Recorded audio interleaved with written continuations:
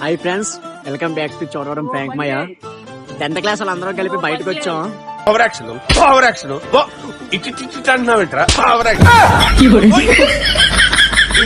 అయితే 7 గంటలకు వద్దాం అనుకున్నాం. ఇప్పుడు టైం చూస్తే 11 అయింది. ఇదైతే సొల్లు. అయితే వచ్చాము కానీ వచ్చిన ముహూర్తం ఏంటో తెలియదు కానీ మొత్తం సూట్ అయిపోయింది. డెక్కలు తెచ్చాము. డాడీ చూపించాము. డెక్కలు తెచ్చాము, డెక్కలు పోయా. మీరు స్నానం చేయకుండా వచ్చారు. చూసారా సార్ డబుల్ యాక్షన్.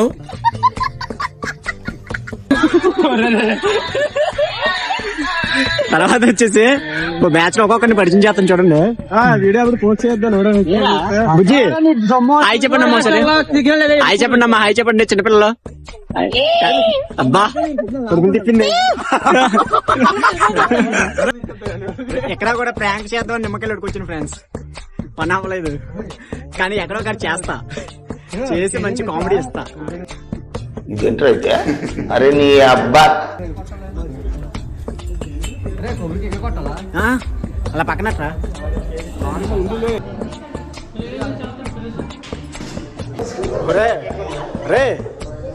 ఇది ఇల్లు కాదురా. రే గుడ్రా కామెడీ చెప్తున్నావా? ఏంటి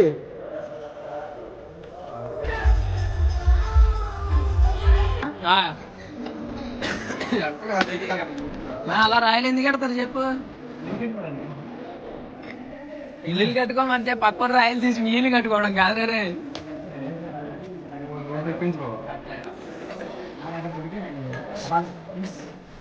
ఇగో మా ఊరి మేస్త్రి. ఇగో మా ఊరి మేస్త్రి. ఒకసారి ఎక్కువ తిరిగామా?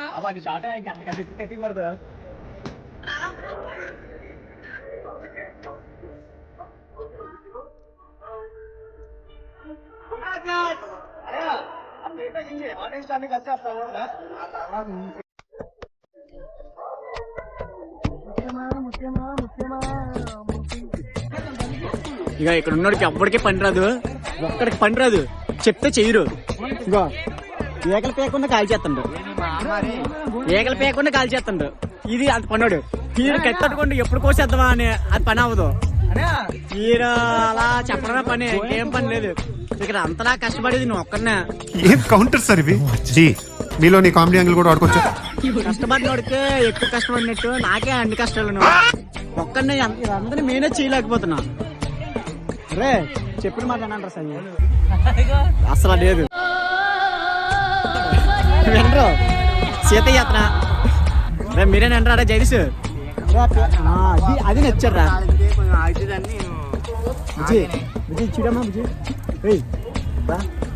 నేను మరీ అంత ఎదవలా కనపడుతున్నారా?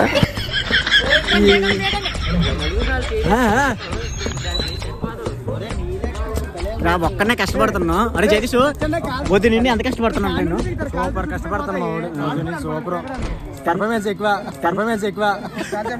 మన 10th క్లాస్ లో ఎవరు బాగా కష్టపడుతున్నారు ఇప్పుడు ఇక్కడ వచ్చిన వాళ్ళు? అసలు నువ్వే బాగా కష్టపడుతున్నా వీడియోలు తీసి. ఈ మాత్రం దానికి ఇంత షాక్ అవుతాడేంట్రా?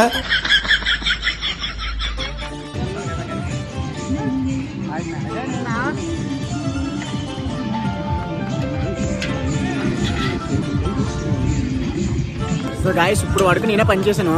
వీళ్ళెవ్వరికి ఏ పని రాదు, అసలు పనే రాదు. ఎప్పుడు ప్రతిసారి నాకే కష్టాలన్నీ. ఇప్పుడు వరకు వాడు చేసినప్పుడు వాడికి అప్పు చెప్పాను అంటే వీళ్ళు కనీసం వీడియో తీయడానికి కూడా అవ్వట్లేదు వీళ్ళకి. అలా ఉన్నది వీళ్ళ పరిస్థితి.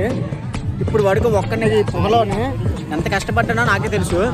వీళ్ళు మాత్రం నిలబడమే వండి సేరితే అలా కూర్చొని తింటారు. అలా ఉన్నది వ్యాపారం వీళ్ళకి. ఒక్కనే ఎంత కష్టపడి నేను ఒక్కనే కష్టపడాలి. ఏం చేద్దాం చెప్పండి. మా 10th క్లాస్ బ్యాచ్ లోనే నాకు ఒక్కడికి కష్టాలన్నీ. ప్రతిసారి నాకే కష్టాలు. నేను చచ్చిపోతా. నేను బతకను. విషయం ఎక్కడ?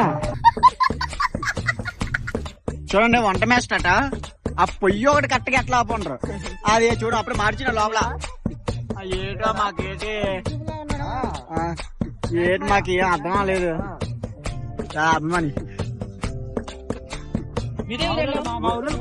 మాసం ఇంకా కొడుతుండగానే సగం ఎగిరిపోయింది.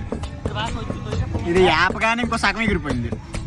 వండే లోపు ఏమవుతుందో తెలీదు కానీ సగం ఎగిరిపోతుంది.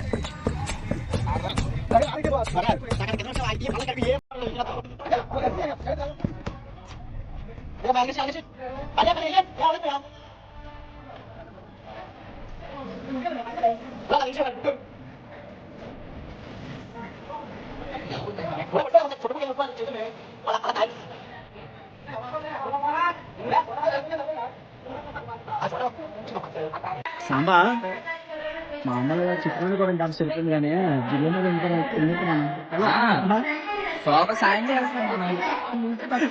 ఒక చికెన్కి చికెన్ ఉండదు చికెన్కి ఇలాగ అయితే ఎంతసేపు ఫోన్ ఉంటుంది తెలుస్తాడు. చికెన్ కొట్టినాడు అటు ఇటు తిరిగి పోరాలు ఇంకేమన్నా చేయడానికి ఇల్లాడు వచ్చినాడు కొట్టుపోయి మంట కోసి బాక్స్ పెట్టి